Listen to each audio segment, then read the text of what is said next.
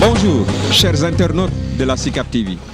Nous avons aujourd'hui le plaisir, après le sacre du doyen Abdoulaye Diaw, après l'hommage que les Sénégalais lui ont rendu, de venir le rencontrer pour lui poser des questions de manière générale, d'ordre général, sur sa vie, son cursus et effectivement par rapport à la Coupe d'Europe que nous venons de vivre.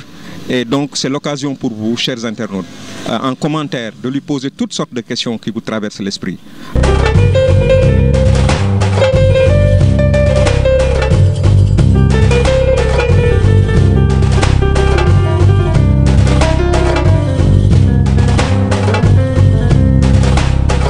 asalaamaaleykum mbokki internetu SICAP TV yi nga xam ne ñoo nekk fii ci Sénégal ak ci bitim réew ci diaspora bi yëpp ñi ngi leen di nuyu bi gën a sell ci nuyoo yi te di leen ziyaara di am mbégte tey comme niñ leen ko waxee woon rek ñëw janoo si ak kenn ci doomu Sénégal yoo xam ni boo xam ni bokk na ci ñi nga xam ni ñoo gën a ràññiku ci wàllu paysage médiatique du Sénégal de tous les temps bokk na ci ñooñu muy le doyen El Hadji Abdoulaye Diaw xam ngeen ni fan yi ñu jógee ci biir weekend bi ñu jógee ay sargal yu am solo waa Sénégal nga xam ni li ci jiitu mooy le conseil municipal des SICAP jël na mbedd mi nga xam ni mooy mbedd mi jàll ci buntu stade Demba Diop nga xam ni fa la daan taxaw di wax ak sénégalais yi ñëpp di ci bëgg dimanche bu nekk weekend bu nekk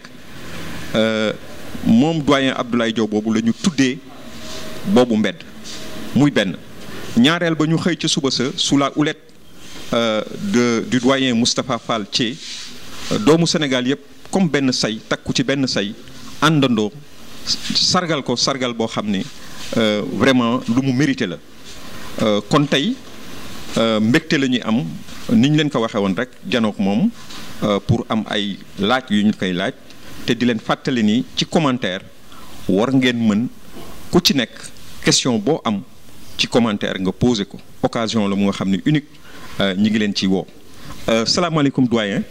kon Moustapha ma lay dalal ak ki nga technicien bi nga àndal ci biir kër gi di am ci mbégte parce que koo yëg rek ngay defal nii lii nag kontaan naa ci trop yaa ngi waxtaanee koñ ba nga xamee ni dañ ko dippee léegi sama tur keroog ba mu fa demee ci cérémonie bi dama ni hasard amul parce que gis na plaque ba fa mu nekk daan naa fa gaare sama oto dugg biir Demba Diop parce que parking mu Demba Diop bi léeg-léeg dafa tuuti léeg-léeg day tuuti wala même boo teelee ñëw sax génn bi day jafe génn ak tànk mooy gën a yomb génn ak oto foofu gaari naa fa ba tàyyi sama oto ma am ci trop mbégte ci ñi ko instigé Mbay Door ak Moustapha Fall ak sama beneen rakk bu tudd Moustapha Fall nekk ci presse bi moom it ak le ministre Serigne Mbacké Ndiaye ñoom ñi nga xam ni ñoo togg loolu ba bu jot man dama toog sama kër dégg ko ci rajo bi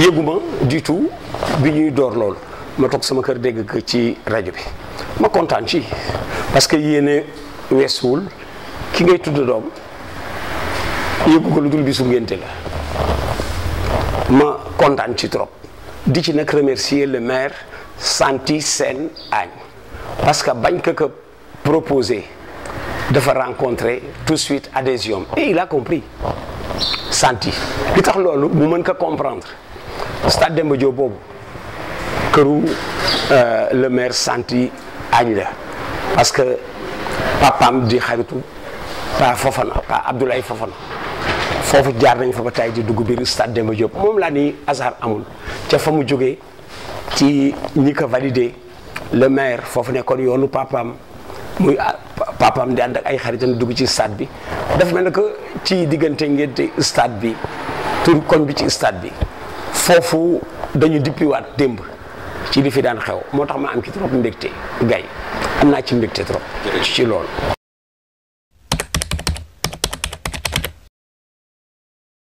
maa ngi juddoon Ndar yaroo fa màgge fa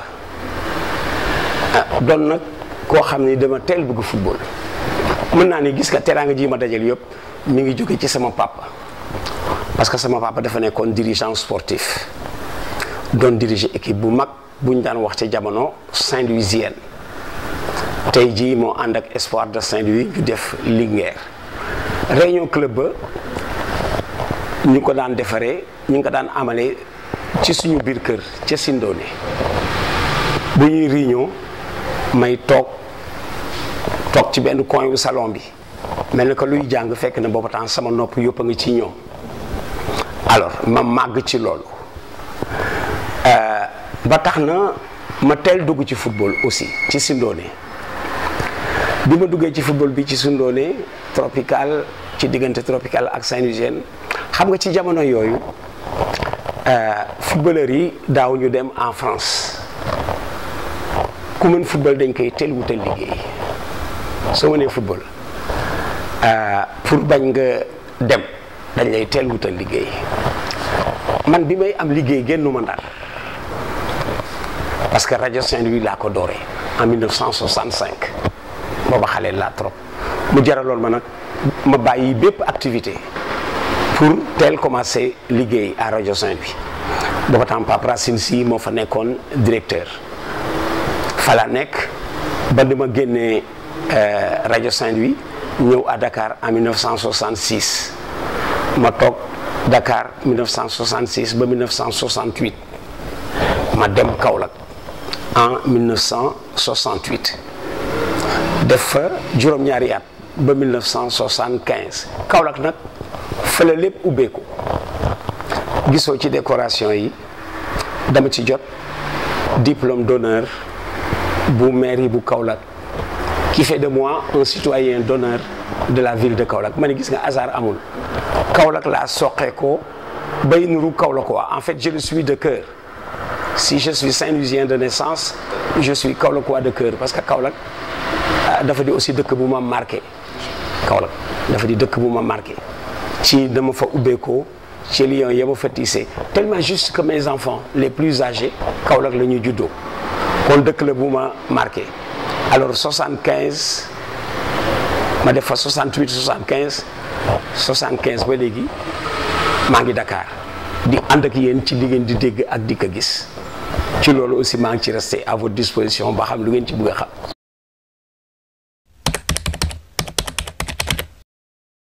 équipe bu njëkk boobu ñu ngi tuddoon Tropical ñu dëkk Sindoone Tropical c'était la version améliorée de l'équipe de navétane de notre coin dans le quartier parce que Sindoone li mu doon tuuti yëpp amoon na ay club navétane ñun ci bopp Ndar ci diggante wetu jëm Ifan jëm place Eumane Ndiaye Anne ñun foofu moo doon suñu périmètre fa la équipe ba soqee ko nekkoon d'abord nawetaan bu ñu doon wax Manchester ca Sindoone Manchester moo meññ Tropical mu nekkoon nag équipe bu nga xamee ni daf ma marqué dans la vie Tropical équipe bu deuxième division la ñu woon mais li ma marqué woon ci Tropical moo di mag ñu yiw yañu fa àndaloon ñu ñuy encadré dama ca jiital ki nga xamee ni ànd naa ak moom foofu ànd ak moom rajo Sénégal mu nekk sama directeur di Pathé Fall Dieye ñoom Pathé Fall Dieye ñoom Pape Ndiaye Pedro Magu Diagna Ndiaye ñoom voilà exactement bu Samba Ndiaye Ndakaaru doomu Samba Ndiaye Ndakaaru Pape Ndiaye Pedro ñoom Ismaïla Samake ñoomin Pape Alioune Diop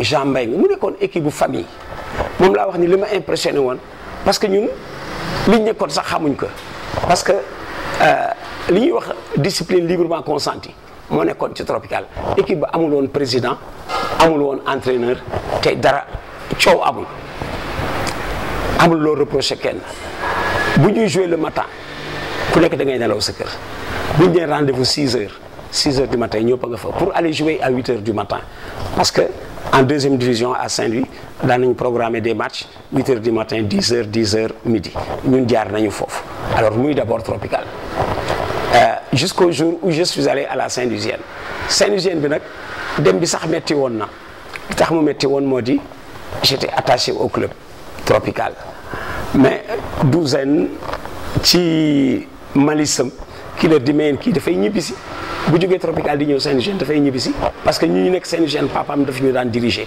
les réunions de la Saint-Louisienne se tenaient chez lui et comme ils ne voulaient pas que je quitte Saint-Louis ils ont fait un tout petit peu plus et mieux que le Tropical parce que c'est comme ça que je suis entré à la radio Saint-Louisienne ñoo ma dugal rajo à l'époque Papa Sensi moo doon directeur moom laa la wax ni la tout à l'heure quand tu avais un joueur que tu voulais garder il fallait tout de suite lui trouver du travail pour le garder sur place alors c'est ce qui est arrivé avec moi Saint-Louisienne moo ma dugal rajo Saint-Louis mais Saint-Louisienne mënu ma woon garder li tax ñoom it mënuñ ma woon garder moo di la station mère c'est Radio Sénégal et le directeur de Radio Sénégal ci organigramme bi mën na ëpp autorité mën na ëpp prérogative le directeur de Radio Saint-Louis justement parce que le directeur de Radio Saint-Louis dépend du directeur de Radio Dakar. Radio Saint-Louis c'est une station régionale, Dakar c'est une station nationale. Alors c'est le directeur de la station nationale qui m'enlève à Radio Saint-Louis qui se trouvait être à l'époque Ablaye Diack lu indi Ablaye Diack indi ma jëlee ma Saint-Louis. Ancien maire de Kaolack. Voilà ancien maire nekk na sax ministre Ablaye Diack. Alors li tax Ablaye Diack jëlee ma Saint-Louis booba temps ñu ngi ci en plein avènement du football corporatif. Chaque service avait voulu se doter d'une équipe de football. On a signalé à Ablaye Diack à Radio Saint-Louis il y a un footballeur de la Saint-Louisienne qui est déjà à la radio. Donc pour multiplier à Dakar, c'est facile. C'est comme ça qu'Ablaye Diack m'a enlevé de Radio Saint-Louis à Radio Saint-Louis pour Dakar. Ma def fi 2 ans, 66-68.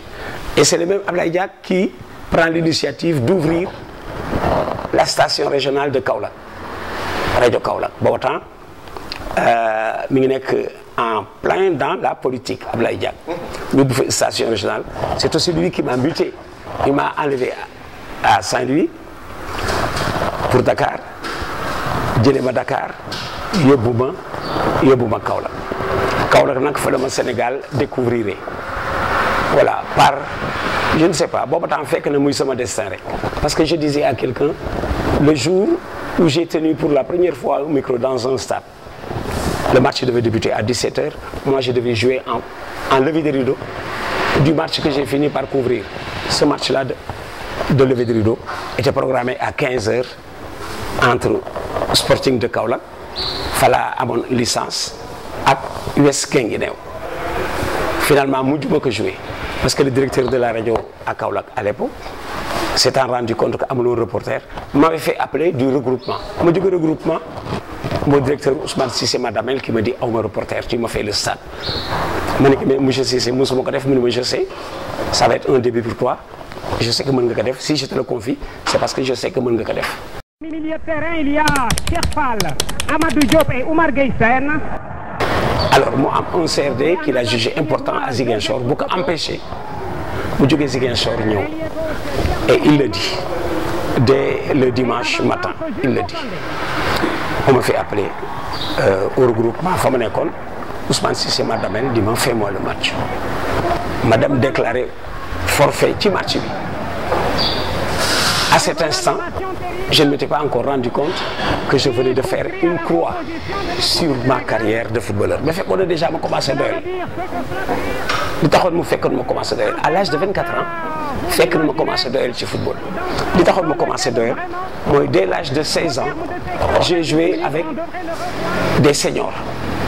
Pour ce faire, je me suis surclassé.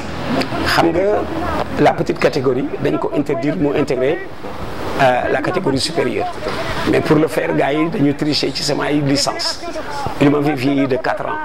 Ils m'ont fait passer de 16 à 20 ans pour me faire jouer en équipe première. Vous jouez à quel poste? J'étais attaquant.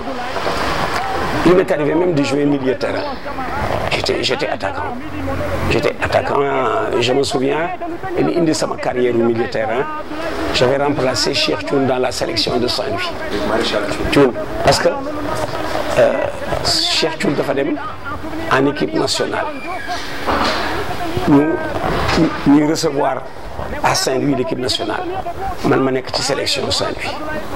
Ce jour-là, j'ai joué attaquant, mais bi Cheikh Thioune soog a dem en équipe nationale stage ba bàyyi un poste vacant comme milieu de terrain man la douzaine def milieu de terrain ñu dugal Babacar Ba junior comme attaquant. Voilà. Parce que lui aussi on a joué, il était junior, donc Trayop junior, bi ñu leen di dugal en équipe première et c'est parti. Et j'ai arrêté à 24 ans. 24 ans. C'était certes un tout petit peu difficile, mais doyaloon naa. Parce que depuis, j'avais 24 ans, mais depuis l'âge de 16 ans, j'ai joué. Entre la deuxième et la première division, donc entre le tropical, entre la Saint-Louisienne, bi ma jaaree Dakar aussi, j'ai joué à l'US Gorée. Mais finalement, comme doyaloon naa, ma daal di arrêté et di commencer à embrasser une carrière qui me paraissait fructueuse. Parce que Ousmane Sissi Dabel, un visionnaire qui me dit ce que je te fais faire aujourd'hui, tu pourrais le faire le reste de ta vie. Il avait eu juste. Parce que tey jii maa ngi continuer ci lu nga xam ne xëy na su ma quitté lu yéeg du ma ci continuer.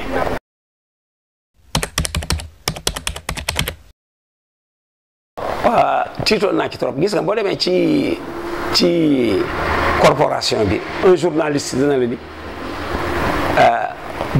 boobu sentiment on vit avec loo xaw mel na trac même qui présente journal bu dugg see dégg générique bi jëm si ci moom il n'est plus le même homme. C'est-à-dire aussi boo ci nekkee match yi di door émission bi di door nga dégg musique boobu nga tàmmoon di dégg nga xam ni ci yow lañ jëm si.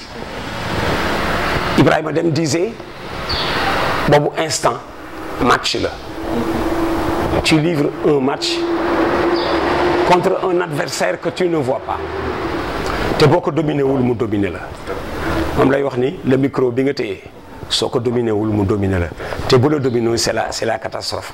Moo tax c'était difficile. Je me souviens bi may door boobu reportage surtout mon trac s'est avivé quand après avoir rendu l'antenne j'ai senti le public réagir.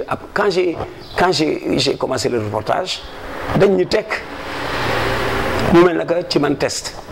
Tu entends les plus petits bourdonnements dans la foule. Ma rendre antenne bi bu nekk explosion de joie comme un but à la fois neex na ma mais dolli na ma trac parce que je me suis rendu compte que les gens faisaient attention à moi. dafay nekk début bu difficile début bi nag soo ko dominé wul rek doo ci remettre da ngaa mel ne que ku mënul fay ñu sànni ko ci ndox bu génnul rek la. Ce sont des consultants. Exact. Parce que xam nga pourquoi Moustapha, un journaliste des sports on ne le forme pas. Journaliste des sports on ne le forme pas, on le devient. Plus tard j'ai été dans une école de formation de journalistes à Paris.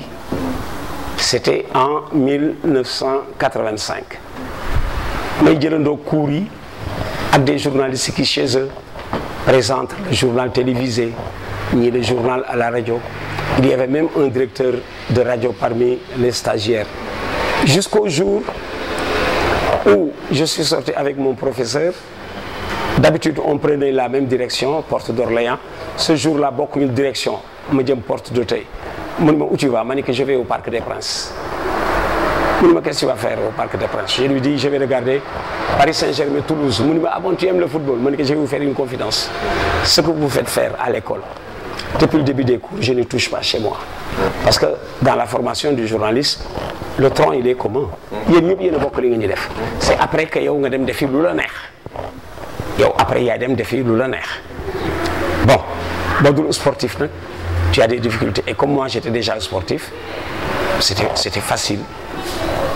Parce que j'ai été sportif avant d'aller dans une école de journalisme. C'était donc facile.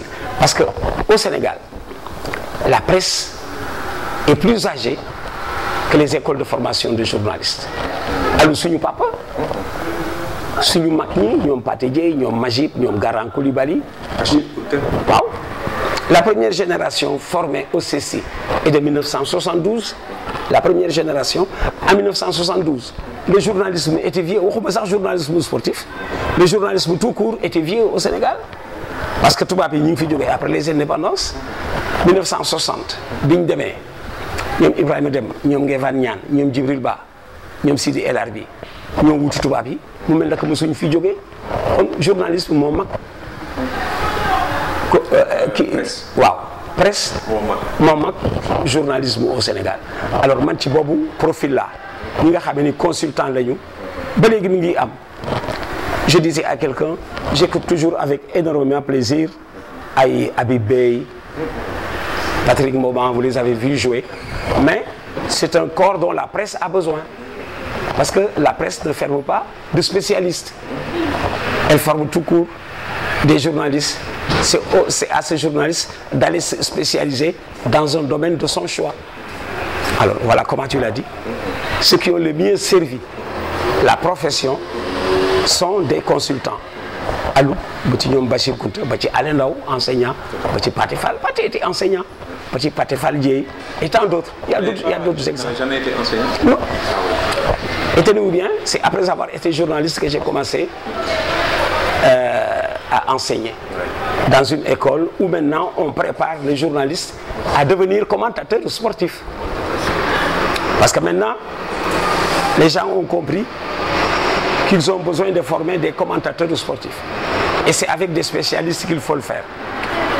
Tellement juste que les formateurs de journalistes peuvent ne pas s'intéresser au sport. Un professeur en journalisme mën na bañ a xam sport pour ko sax intéressé. Donc aux journalistes sportifs, il faut leur trouver un spécialiste. Léegi ils le comprennent ba tax na léegi boo demee dans les écoles de formation, tu trouves des spécialistes qui commencent à préparer le journaliste, comme on dit, à traiter des sujets de son choix.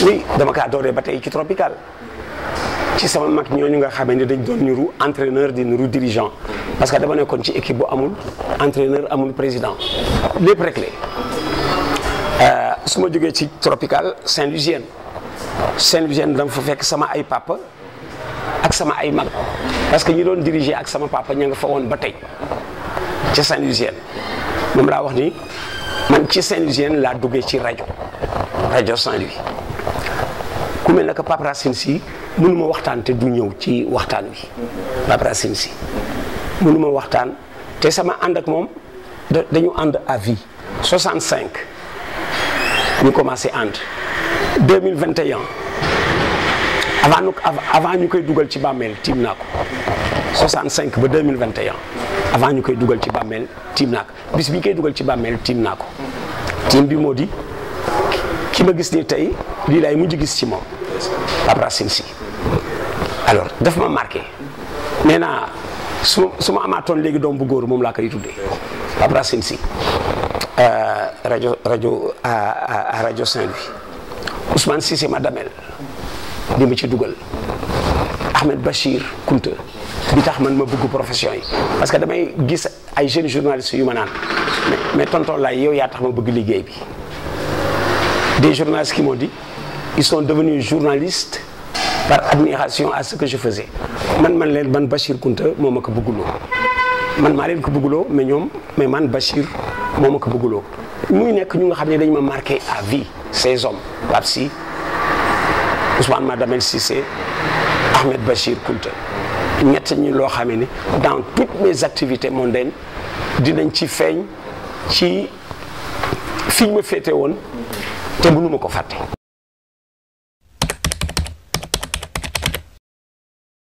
Les techniciens ils sont nombreux.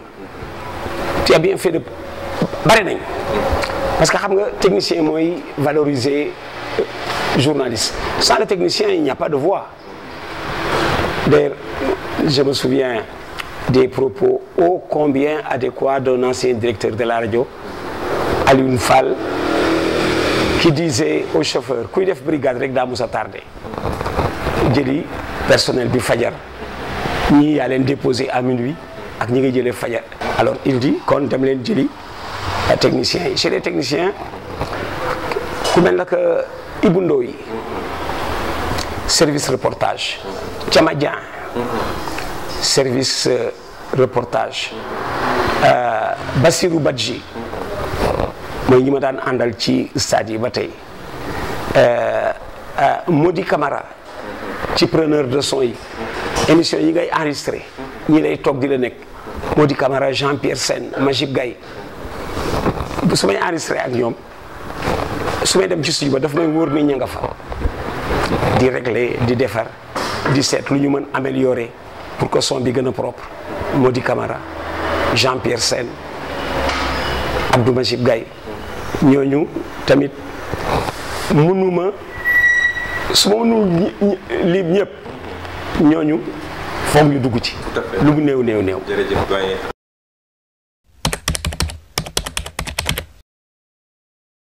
Bon, équipe nationale Sénégal infailliblement Ablaye Thiam. Ablaye Thiam par son culot, par son audace et sa maîtrise du sujet.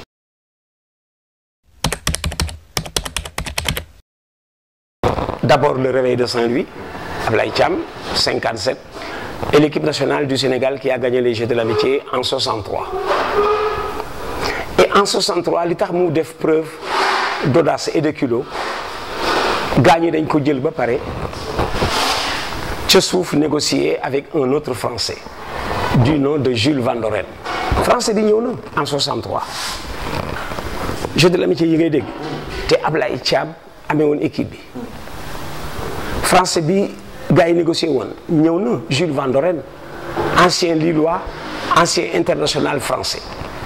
Jules Van Doren ñëw na alors bi mu ñëwee ñu woo Ablaye Thiam pour lui faire comprendre que mook Jules Van Doren ñoo yore équipe bi. Ablaye Thiam ni non, il a enclenché le travail depuis longtemps léegi mënatul liggéey en duo parce que dooroon lu ñu woon mënatuñu liggéey en duo li man am moo di lenn ou c'est Van Doren ou c'est moi mais bu ñu waree ànd ma delloo ko équipe bi. Les gens ont eu peur de prendre cette décision ñu bàyyee ko mu continuer mais sous forte menace parce que kii bi mu jëkk jël décision bi mu jëkk jël booba temps la rivalité Saint-Louis-Dakar était vraiment vive mais intelligente. xam nga ban initiative la jëkk jël. parce que doguma la mais transfert capital bi yàggagul woon. moom laa la wax 63. On était indépendant seulement depuis 3 ans. Alors Ablaye Thiam, l'équipe de l'époque était saint-louisienne, était constituée de joueurs venant de Saint-Louis. Dans l'équipe Fagnon qui a gagné la médaille d'or xam nga ko ci dul saint-louisien Bouba Diakhao. Thiès. Bouba Diakhao bu Thiès. Samassa Damadan bu dul Saint-Louisien aussi, c'est un Saint-Louisien de cœur pour son long séjour à Saint-Louis et à l'Espoir de Saint-Louis. Souri et Thioy parce que boo nee Lamine Koura gardien de but Espoir de Saint-Louis, arrière droit Yirim réveil de Saint-Louis, les arrières centraux Souleymane Diop réveil de Saint-Louis, Domingo Mendy Jeanne d'Arc mais Saint-Louisien, Jeanne d'Arc mais Saint-Louisien. Tellement vrai que tey jii bi yàlla ñëwee mu ngi ji boromam Ndar la tëdd te ñibbi na Ndar avant muy décédé. Domingo ñibbi na Ndar avant muy décédé.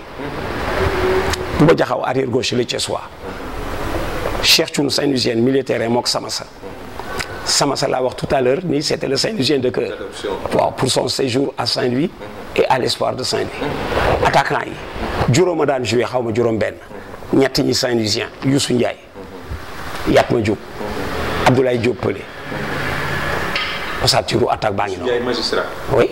Ah, il est Saint-Louisien. ñibbi na Ndar au moment où je vous parle ñibbi na Ndar ma nga Ndar bu amee soxla lay ñëw Youssou joué na sax Saint-Louisien ak ñoom lu ma jëy gis naa ko mu nawetaan à Saint-Louis boobu ñun xale lañu Youssou seen équipe xam na mu tuddoon France di sol drapeau France maillot bleu culotte blanche bas rouge ca sanc ba avec le général Keita. Keita.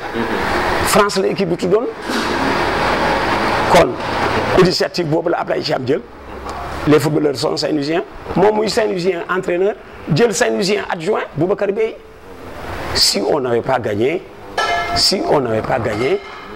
coow li dana bare entre Saint-Louis et le reste du Sénégal peut-être ou Dakar avec Saint-Louis yàlla suturaal ñu gagné et de la plus belle des manières sans défaite. Équipe bi kii boobu mu defoon parcours bi mu def ku ko def tey gagné Coupe d'Afrique ouvrir avec le Cameroun le Nigeria le Niger la France en demi-finale la Tunisie en finale génn ci Ablaye Thiam pare delloo leen équipe bi ñu leen pare naa. jël le jeu de l'amitié. waaw dafa gagné de joxe équipe bi ni damay defi leneen il n'y a plus rien à gagner 63 loolu moo indi en 65 à notre première CAN on était invité on n'a pas fait de qualification à notre première CAN en 65 on était invité par nos prestations de 63 CAF ce que j'ai vu. Parce que les Jeux de l'amitié de 63 étaient plus grandioses que la CAN de 63. Nous invité le gagnant. C'est comme ça qu'on s'est retrouvé à Tunis en 65. On aurait dû jouer la finale. Nous perdons une réunion technique. Nous perdons le droit de jouer la finale. Parce que c'est une goal différence. C'était marqué 5, encaissé 1. Tunisie marqué 4, encaissé 0. Ils ont favorisé la défense. C'est l'attaque qu'il fallait favoriser. On a marqué 5 buts. C'est comme ça qu'on avait perdu le droit de jouer la finale contre le Ghana. On a joué le match de classement contre la Côte d'Ivoire qu'on avait perdu 1-0 au but de Yoboué. Ivoirien Yoboué à la 35e minute. Alors Ablaye Thiam, en 63, l'un de l'équipe.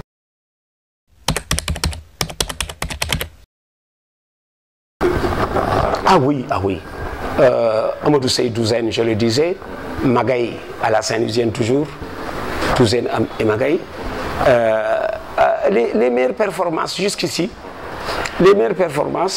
c'est Ablaye Thiam et Aliou Cissé. Donc Mawad, c'est le charisme surtout. C'est-à-dire, avec Mawad, l'équipe était en constante gestation. C'est tellement vrai qu'il fait une CAN. Presque Ben Khan le def Mawad 68. Le def après il est parti.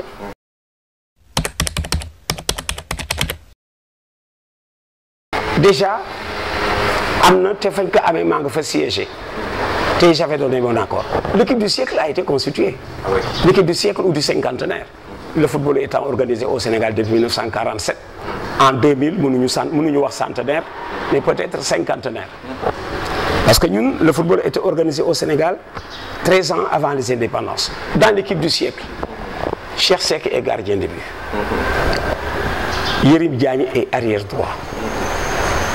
Eusebio est arrière gauche. Roger Mendy et Ngom Germain sont les deux demi-centres. À l'entrejeu, on a Oumar Gueye Sène et Domingo Mendy. Ca kaw nga am Thierno Youm, Charles Wade,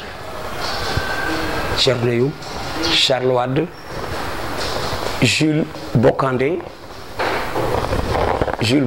non, et là je veux dire il manque un 11e. Oumar Gueye Sène est avant-centre avec Jules Bocandé. Domingo Mendy est avec Samassa comme milieu terrain. Voilà. Domingo Mendy est avec Samassa ou Cheikh Thioune comme milieu terrain. C'est pour élire le footballeur du siècle que Cheikh Thioune a menacé Domingo Mendy jusqu'à la fin. Espèce finale la woon Domingo Mendy Cheikh Thioune.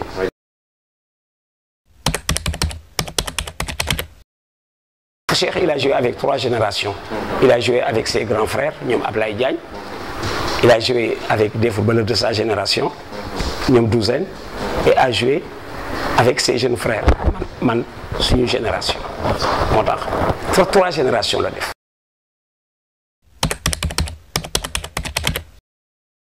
maa ngi ci mais ñaar lay doon parce que benn bi maa ngi wax l'autre jour ni Manar Sall le PDG de Petrosen daf ma woo lu ma wujji ko maa ngi naan lu may doyee bi may dem ma dem mënu ma apply foog nga bind maa ngi lay dégg di dégg waxtaanu ñeneen ñi bindal je prends tout en charge depuis daaw maa ngi ci mais gis xam nga livre soo koy bind da ngay daagu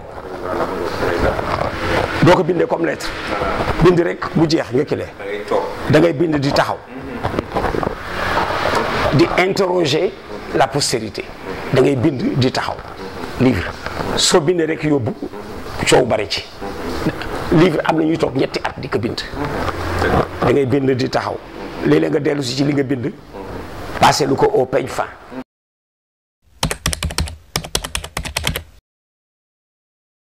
C'est difficile nga ne diw moo daax football diw mais am na ci ku ci gën complet te comme ñoom ñaar ñëpp ce sont des joueurs d'attaque pour seet ki ci gën complet da nga koy delloo gannaaw yóbbu ko en défense man leen ñooñu ñett man su ma doon defar équipe manqué latéral gauche je suis entre Baba Touré Louis Camara et Fadiga je prends Fadiga parce que des 3 c'est le seul qui s'attelle à la récupération du ballon. Louis Camara, il joue quand il a le ballon. Baba Touré, il marche ba muy am bal bi. Il marche ba mu koy amee.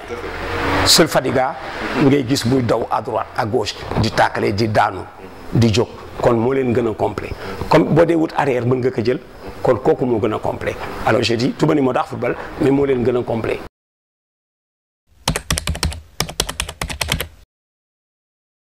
fi nga toll li poste bi laaj nga def ko fi nga toll bu laajee attaqué nga attaqué bu laajee c'est tellement vrai ci final bi un défenseur italien de 34 ans moo égalisé ki mu dendal am 36 ans dugal na beneen bi ci tournoi bi Chiellini Bonucci moo égalisé en finale Chiellini ci biir tournoi bi marqué na bi seen père qui 36 qui 34 ans dafay joxe un tout petit peu l'équilibre dont je fais allusion parce que à 34 ans tu deviens un footballeur accompli dootoo gis lu la jaaxal moo tax Italie a été l'équipe la plus équilibrée elle a été récompensée et au bon moment à 1 année de la Coupe du Monde.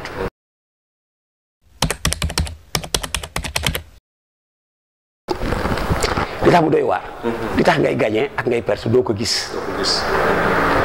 Je dis à quelqu'un match football 90 minutes lay durer wala 120 joueur bi gën a bëgg bal ci 90 minutes yi du ko garder pendant 4 minutes 4 minutes de port de ballon mooy sa match nga am 86 yoo xam ni tu n'as pas eu le ballon loo ca def 86 minutes yi nga amul ballon loo ca def foo nekkoon foofu ngay gagner match yaa ngi daw à droite à gauche di daw di défendre ci ko xam ni wóor na leen ni yow doo am ballon bi mais c'est pour que moom mu bañ ko am gisoo léegi ci statistiques yi da ngay gis ñu marqué Portugal 102 kilomètres France 130 kilomètres parce que jour bu ci nekk daañu xool combien de kilomètres nga daw 10 ku ci nekk bu ngeen dee 10 muy 100 foofu ngeen di gagner match donc léegi il faut être athlète un athlète mooy daw dans le vide di daw di wàññeeku di tëb di daanu di jóg foofu ngay gagner match c'est pas quand tu as le ballon c'est quand tu ne l'as pas moo tax léegi boo amul ay gisoo at italien yi gisoo ni ñu doon mel ci njaxlaf waaw ci rigoureux gisoo ni ñu doon mel di xëccu ça c'est italien yàgg nañu mel nii de moom lañ doon wax naan Italie mooy seule équipe au monde da nga koy bën dans le jeu mais gagné goo ko.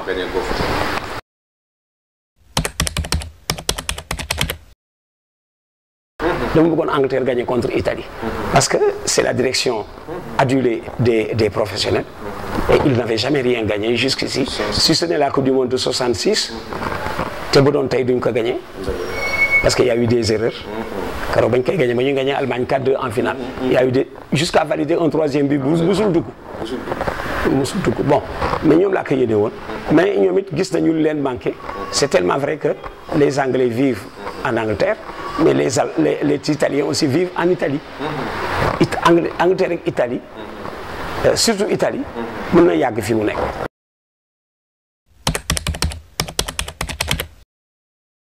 waaw xam nga léegi monde bi pour jël le niveau foo ngay dem defi sa marché dans le haut niveau. L'équipe nationale du Sénégal, je commence par le football, ce n'est pas une équipe du Sénégal, c'est une équipe de Sénégalais. Depuis longtemps, on a fait équipe nationale, on a aucun produit de notre championnat local. Le football à l'intérieur est devenu promotionnel. Le football à l'intérieur. Dama musa wax dara lu Oumar Pène way ben way ni ma lay li nga waxone ce n'est plus valable. Quand Oumar Pène a dit dégg naa Ablaye Diaw mu naan wax naan football ci réew ci club yi lañ koy ràññee bu club yi baaxee équipe nationale ba dëgër. waaw waa ji ni ma loolu valable la tout man que tey la gën valable da nga ci gisul attention. dafa valable d'ailleurs d'un palier. D'un palier du dessus. Parce que bu njëkk da nga daan am sélectionné bu jógee Gorée Casa Sport Linguère Mbossé Gia Ndiambour mais les qui sélectionnés sont champions d'Europe. Edouard Mendy et Sadio Mandé. Moi je préfère avoir Gosby équipe nationale du champion d'Europe plutôt que quelqu'un qui musul gagner Coupe du Sénégal. Qui veut gagner Coupe du Sénégal, il peut en Europe. Qui gagne Coupe d'Europe, il peut dans le monde. Au change, on a gagné entre osaturer notre équipe avec une base qui vit en Europe et osaturer notre équipe avec une base locale, à mon match. Le basket aussi. Li ñu gëna ray formation bi ñaan def bu jëk dañ ko bayyi basket bi formation bi ñaan def bu jëk dañ ko bayyi basket waaw yoy yeb dañ ko bayyi deux basket bi gisso li am ci Diamniadio dañu raté la relance du sport au Sénégal parce que man je suis convaincu que Diamniadio ba ñu defari arène ba le nouveau stade de Diamniadio loolu yëpp mënoon dañu resté biir Dakar représentant ci Demba Diop Léopold Senghor et Marius Ndiaye pour la relance du sport parce que stade Diamniadio bi bu paree léegi dans les 10 prochaines années lay nekk vraiment stade bu sénégalais yi di soxla tey voilà da nga waroon construire ci fi nga xam ne fa ngay dem dans le quotidien pour la relance de la discipline. Côté boobu dañ ko raté. Au lieu d'aller faire une salle à Diamniadio, tu reprends carrément Marius Ndiaye. Les spectateurs sont des piétons. C'est à ce moment que tu peux relancer le basket. Bon, mais le basket aussi, c'est vrai que léegi ñii ñëw ci biti la ñuy jógee. Bu njëkk c'était les Sénégalais de l'extérieur qui venaient au football. Maintenant aussi le basket, les Sénégalais de l'extérieur. On n'y échappe pas. Léegi nous sommes devenus un pays promotionnel. Da ngay gis gosse bu nga xam ne pour ñëw en équipe nationale dafay jóge Sénégal dem extérieur pour mën a ñëw. C'est-à-dire ne sont presque sélectionnables que ceux qui vivent en dehors du Sénégal. Parce que là, ils sont dans un niveau supposé plus relevé que celui qu'ils ont laissé à Dakar. Tout à fait logique.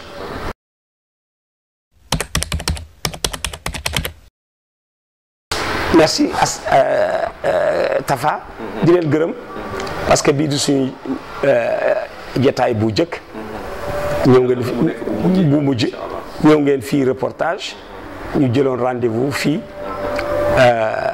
yaan nañu yàgg di toog di waxtaan parce que ñu bokk passion xam nga c'est ça le charme du football le charme du sport sax bu ngeen dee sportif mën ngeen waxtaan en tout lieu et en tout temps su ngeen dee sportif waaw waaw parce que il y a kenn du ko boucler sport kenn du ko matal mënuloo mu def lu tax nga ni ça y est am na loo dul maîtriser c'est ça le charme du sport alors di leen ndokkeel yéen tamit ci lii ñu dab parce que ñëpp ñoo ko bokk ñu daan àndi di jataay booba dara du dara ba tey jii lii dab ñu ñëpp muy mbégte ñëpp ma ci ndokkeel ñëpp di gërëm ñëpp aussi di gërëm ñëpp parce que vraiment ci diggante keroog inauguration koñ bi ba ci cérémonie bi fële ca foire ba suñuy xarit yi ñëpp ñëw nañ ci ma koy rafetlu booba léegi d'ailleurs maa ngi ci ànd ak télévision bi te gëm naa ni daañu ànd feneen ci leneen jërëjëf Gaye.